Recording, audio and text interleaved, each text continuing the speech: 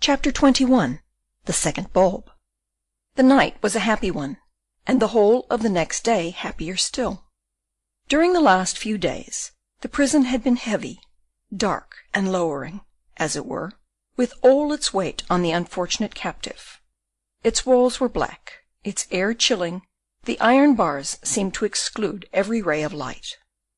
But when Cornelius awoke next morning, a beam of the morning sun was playing about those iron bars. Pigeons were hovering about, with outspread wings, whilst others were lovingly cooing on the roof, or near the still closed window. Cornelius ran to that window and opened it. It seemed to him as if new life and joy and liberty itself were entering with this sunbeam into his cell, which, so dreary of late, was now cheered and irradiated by the light of love. When Gryphus therefore came to see his prisoner in the morning, he no longer found him morose and lying in bed, but standing at the window and singing a little ditty. "Halloa!" exclaimed the jailer. "How are you this morning?" asked Cornelius. Gryphus looked at him with a scowl. "And how is the dog, and Master Jacob, and our pretty Rosa?"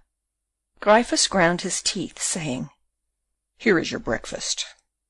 "Thank you, friend Cerberus," said the prisoner. "You are just in time. I am very hungry." "Oh, you are hungry, are you?" said Gryphus. "And why not?" asked Van Baerle. "The conspiracy seems to thrive," remarked Gryphus. "What conspiracy?" "Very well, I know what I know, Master Scholar. Just be quiet, we shall be on our guard." "Be on your guard, friend Gryphus. Be on your guard as long as you please. My conspiracy, as well as my person, is entirely at your service. We'll see you at noon." Saying this, Gryphus went out. "At noon," repeated Cornelius. "What does that mean?" "Well, let us wait until the clock strikes 12, and we shall see." It was very easy for Cornelius to wait for 12 at midday, as he was already waiting for 9 at night. It struck 12, and there were heard on the staircase not only the steps of Gryphus, but also those of 3 or 4 soldiers, who were coming up with him. The door opened. Gryphus entered, led his men in, and shut the door after them. "There now, search." They searched not only the pockets of Cornelius, but even his person. Yet they found nothing. They then searched the sheets, the mattress, and the straw mattress of his bed, and again they found nothing. Now Cornelius rejoiced that he had not taken the third sucker under his own care. Gryphus would have been sure to ferret it out in the search, and would then have treated it as he did the first.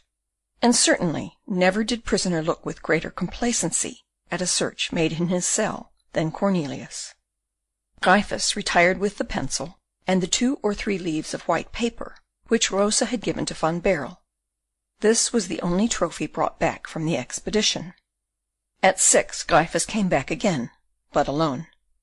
Cornelius tried to propitiate him, but Gryphus growled, showing a large tooth like a tusk, which he had in the corner of his mouth, and went out backwards, like a man who is afraid of being attacked from behind. Cornelius burst out laughing, to which Gryphus answered through the grating, "Let him laugh that wins." The winner that day was Cornelius. Rosa came at 9. She was without a lantern. She needed no longer a light, as she could now read. Moreover, the light might betray her, as Jacob was dogging her steps more than ever. And lastly, the light would have shown her blushes. Of what did the young people speak that evening? Of those matters of which lovers speak at the house doors in France, or from a balcony into the street in Spain, or down from a terrace into a garden in the East. They spoke of those things which give wings to the hours. They spoke of everything except the black tulip. At last, when the clock struck 10, they parted as usual. Cornelius was happy, as thoroughly happy as a tulip fancier would be to whom one has not spoken of his tulip. He found Rosa pretty, good, graceful, and charming. But why did Rosa object to the tulip being spoken of? This was indeed a great defect in Rosa. Cornelius confessed to himself, sighing, that the woman was not perfect. Part of the night he thought of this imperfection, that is to say, So long as he was awake, he thought of Rosa. After having fallen asleep, he dreamed of her. But the Rosa of his dreams was by far more perfect than the Rosa of real life. Not only did the Rosa of his dreams speak of the tulip, but also brought to him a black one in a china vase. Cornelius then awoke, trembling with joy and muttering, "Rosa, Rosa, I love you." And as it was already day, he thought it right not to fall asleep again, and he continued following up the line of thought in which his mind was engaged when he awoke. Ah, if Rosa had only conversed about the tulip, Cornelius would have preferred her to Queen Semiramis, to Queen Cleopatra, to Queen Elizabeth, to Queen Anne of Austria, that is to say, to the greatest or most beautiful queens whom the world had seen. But Rosa had forbidden it under pain of not returning. Rosa had forbidden the least mention of the tulip for 3 days.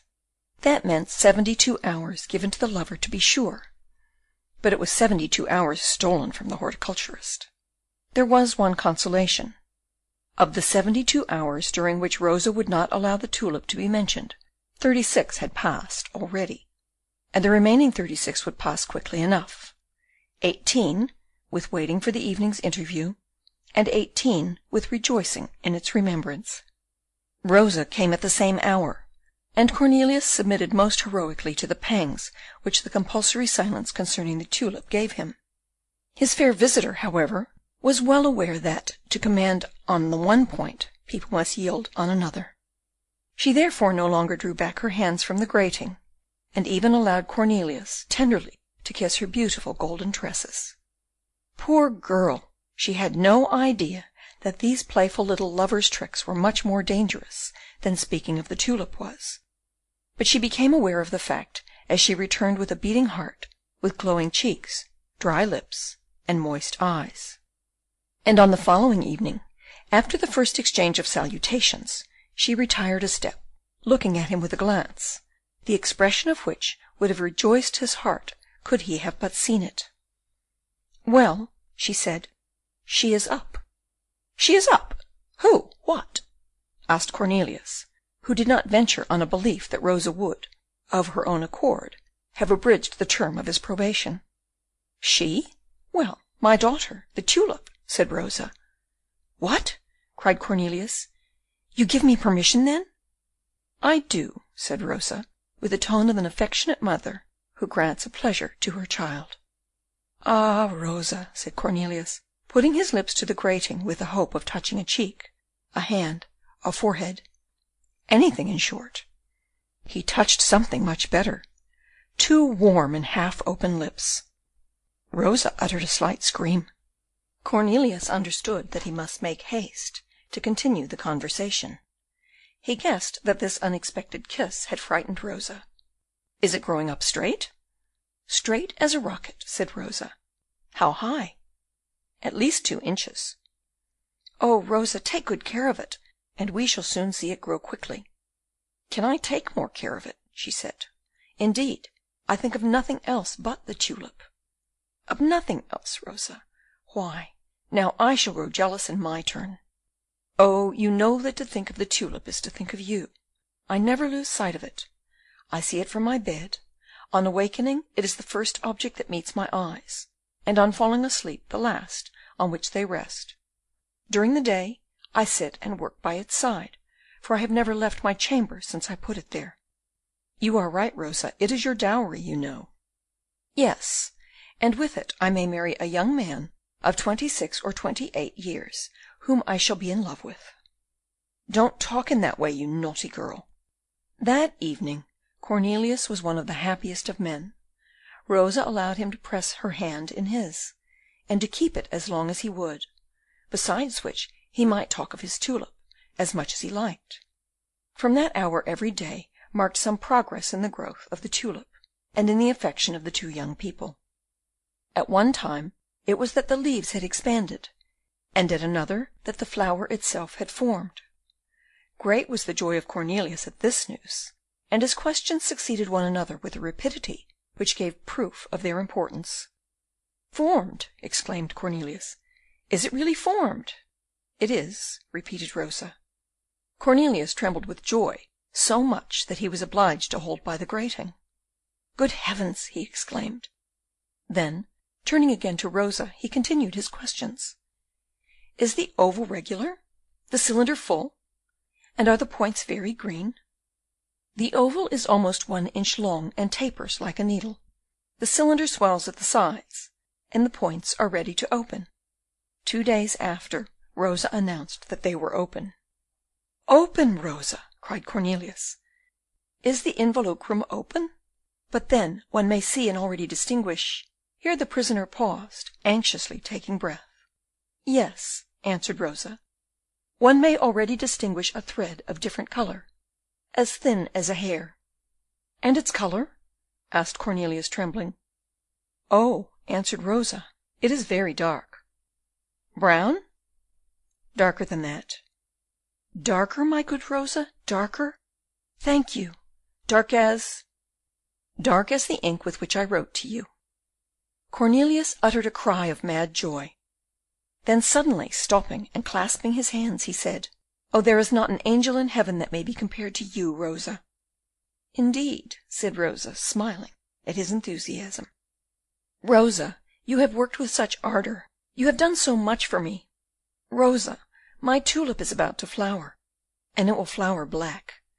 Rosa, Rosa, you are the most perfect being on earth." "After the tulip, though." "Ah, be quiet, you malicious little creature, be quiet. For shame! Do not spoil my pleasure. But tell me, Rosa, as the tulip is so far advanced, it will flower in 2 or 3 days at the latest?" "To-morrow, or the day after." "Ah, and I shall not see it," cried Cornelius, starting back. "I shall not kiss it, as a wonderful work of the Almighty, as I kiss your hand and your cheek, Rosa, when by chance they are near the grating." Rosa drew near, not by accident but intentionally, and Cornelius kissed her tenderly. "Faith, I shall cull it if you wish it."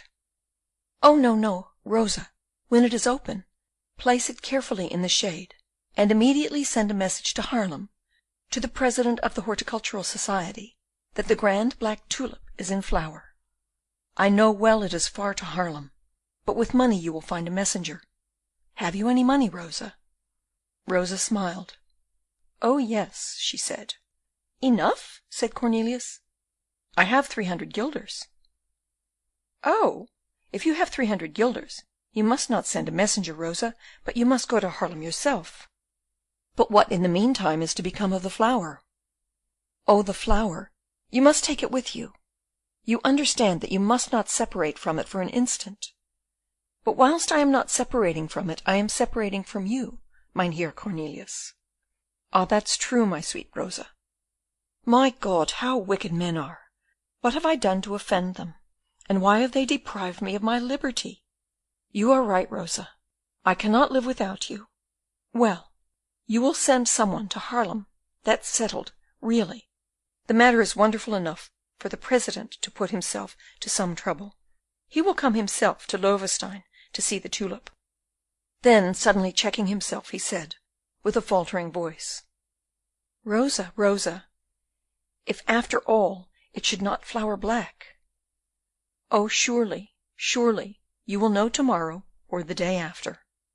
And to wait until evening to know it, Rosa, I shall die with impatience. Could we not agree about a signal?"